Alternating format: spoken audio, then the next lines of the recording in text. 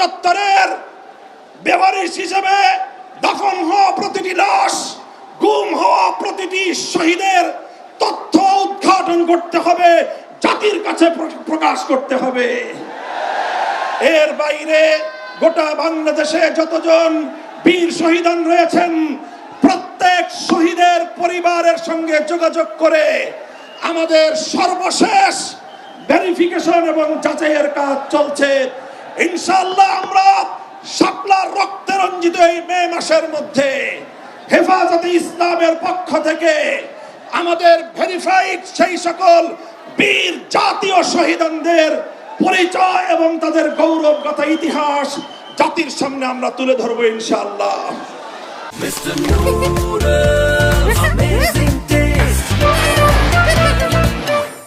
সেই সকল রক্তরাঙা শাপলার বীর শহীদদের স্মৃতি বিজড়িত ইমানের দুর্দমনীয় কাফেলা, শাপলা চত্বরের শহীদি কাফেলা হেফাজতে ইসলাম বাংলাদেশকে আমি আজ বাংলাদেশের স্বাধীনতার অতন্দ্র প্রহরী হিসেবে ঘোষণা করতে চাই।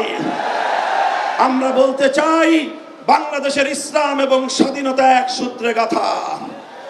বাংলাদেশের ইসলাম এবং স্বাধীনতা এক সূত্রে গাঁথা।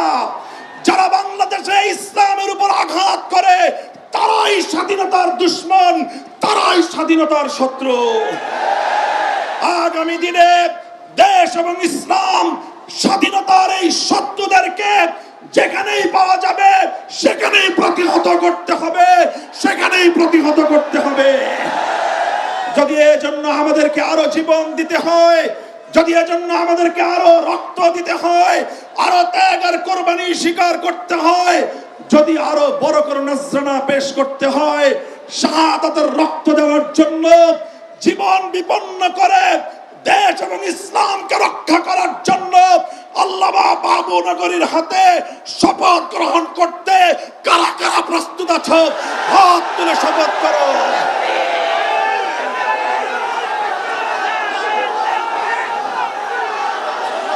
ইনশাআল্লাহ, ইনশাআল্লাহ আমার জায়নামাজের মাটি, বাংলাদেশের প্রতি ইঞ্চি মাটি সংরক্ষিত থাকবে।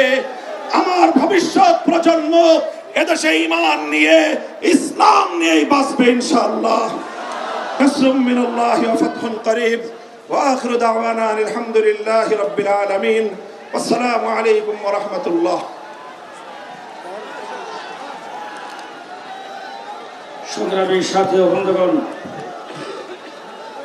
আজকের এই মহাসমাবেশে